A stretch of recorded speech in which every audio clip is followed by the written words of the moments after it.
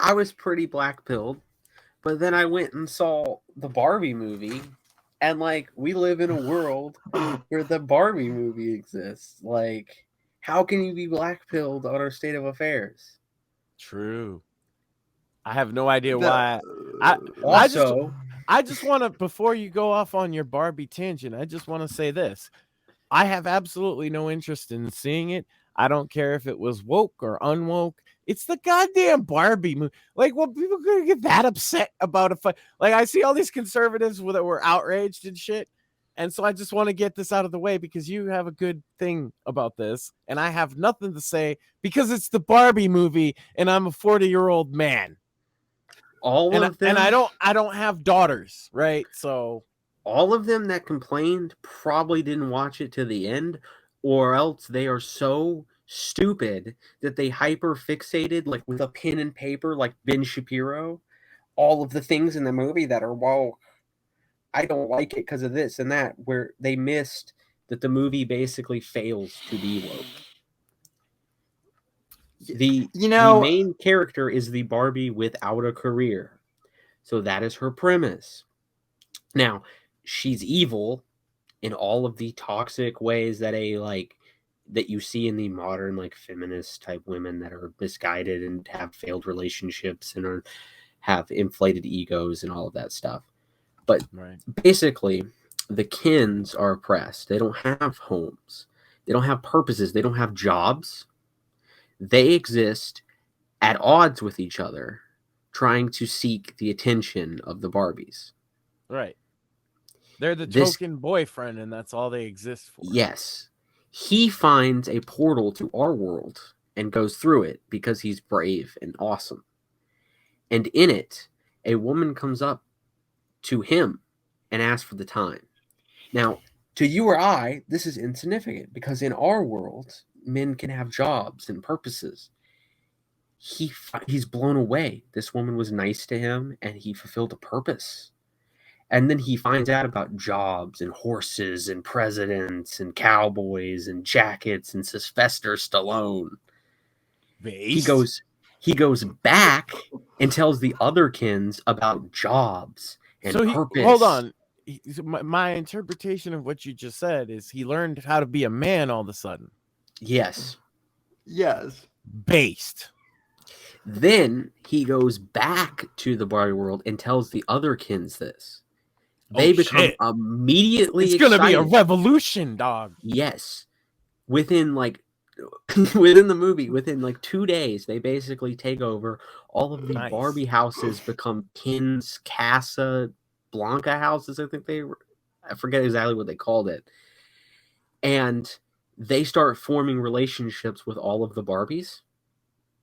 And they're strumming guitars on the beaches and spending time with them. And they're happy. So they're forming families. They have jobs. They have purposes. Barbie comes back to the real world, or back to the Barbie world, and gets in a fight with him because he doesn't recognize her. So she decides, who does she decide to go to? Weird Barbie, who's clearly a stand-in for the unhappy sort of spinster third wave feminist. Right. Who tells her that they have to get rid of this. This is terrible, that these Barbies are brainwashed and that this is oppression. So is this supposed to be kind of the mystic guide from the hero's journey kind of thing? Yeah, well, it's weird Barbie. Yeah. She's flexible, and she's played that horrible woman from SNL, the really unfunny blonde one. Oh, that does I do weird faces. Amy Poehler? No, Amy Poehler would be much better. Oh, Kate McKinnon. Yes. Yeah, I believe so. Yeah. And so she tells them basically to sow discord among the Kens by basically cheating. Oh, so she's gonna overthrow the new male-oriented family structure, and she does. Oh no, Barbie! Why? And then she struggles because she's now in that Barbie world like it was, and she's unhappy. Right. All the other Barbies, like I said, this is an important message. All the other Barbies have careers, but she doesn't. She's just Barbie. And so she doesn't have a purpose in her life, and she doesn't fit into this world. And so she leaves. She doesn't get with Ken. She leaves and gives up being Barbie for the real world. And I kid you not, she becomes a mother. And that's how the movie ends. You're kidding, right? I'm not kidding. That last part can't be true. I swear to God. I was fucking amazed at the end because, like I said, if you're watching this movie, you're seeing Ken's ups and downs, and you're like, this Barbie is terrible. Right, and I've seen like one clip that was going around, and it looks like the guy put his all into being Ken, which is pretty cool. Yeah, Ryan Gosling played him. A funny thing too is that there's a scene where like real Barbie or Barbie goes to real world, and the point was like the men would gawk at them and stare at them and whatnot, right? And show like the oppression they faced. But in the actual shooting of that, where they were like in L.A., like no one paid her any attention. I bet. But everyone was running up to Ryan Gosling as Ken and like high-fiving him, and like women were looking at him and shit because he's got his six-pack out and shit. He's been like the sexiest man alive multiple times, right? Yeah, of course. Yeah. I just found that funny because it was like, oh my God, no one catcalled her. I did mention before we went on air, like, I know that Amy Schumer rejected the Barbie movie because she said it wasn't woke enough. Yeah. She thought it was too right wing. So maybe that's what she was talking about.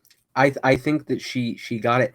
The thing about the movie is I don't think it was intentionally set up to be this way. I actually think that it was written by like a TERF. And I think that the and TERFs are our allies in the current year because that's where we're at. Well, I mean, Max, you were talking. No, I love TERFs. I got a whole bunch of TERFs on Twitter now, and they post some of the funniest shit you'll ever see. Yeah, no. I just think that it was inadvertently made based, and I just want to say that I'm a conservative. Okay. Damn, bro. Damn, we should actually put that on a fucking t-shirt, bro. That would be. You're gonna get sued by Mattel or some shit. Base. No, we'd have to make the logo Mantel. That is so worth it, though. Hold on, I have to bring this up just on the off chance it might actually work. That would be pretty funny though. No, the thing it is there's actually a. Oh, I just want to. Yeah. Sorry to cut you off, but I just want to say, do not have your children see that movie. It is not at all even attempting to be appropriate for them. Yeah. Well, no, I figured that's why it did well at the box office, though. Is all the kids seeing it? Great. Yeah. Well, they like repeatedly use curse words, and a lot of the jokes are sexual. And like I said, I can kind of like see this movie and be like, oh damn, I understand the overarching story, but like the way that gender is put across through most of the movie is basically that there's like a battle between men and women that's inherent, and that like you see them treating each other poorly, basically. I wouldn't recommend that. Like, if you have a child, they might get bad. They might mimic bad ideas that they saw there because it's Barbie. Right, and it's trying to present toxic ideas and kids mimic them. Gotcha. Yeah. So it's tough with kids' entertainment these days, but at least I get the pass of skipping Barbie because my boy is not into that. You know what he's into? I just set him up today, and he's like upstairs right now. He even came in a second ago. I had to cut out because he wanted some water. But like he's playing what is it? The Sea of Thieves, the pirate game on Xbox. Oh yeah. Yeah, that's like his new. He's super high. He's going arr yo and playing the game, having a good time. Yeah. Pirates are cool, right? They Yeah, well, also, I didn't mention it because it wasn't really important because Barbie's not really important in that movie. Barbie becomes upset when she comes to the real world because the teenage girls call her like fascist and upholding like oppression and shit. Based. That is exactly what you'd expect out of teenage girls, isn't it?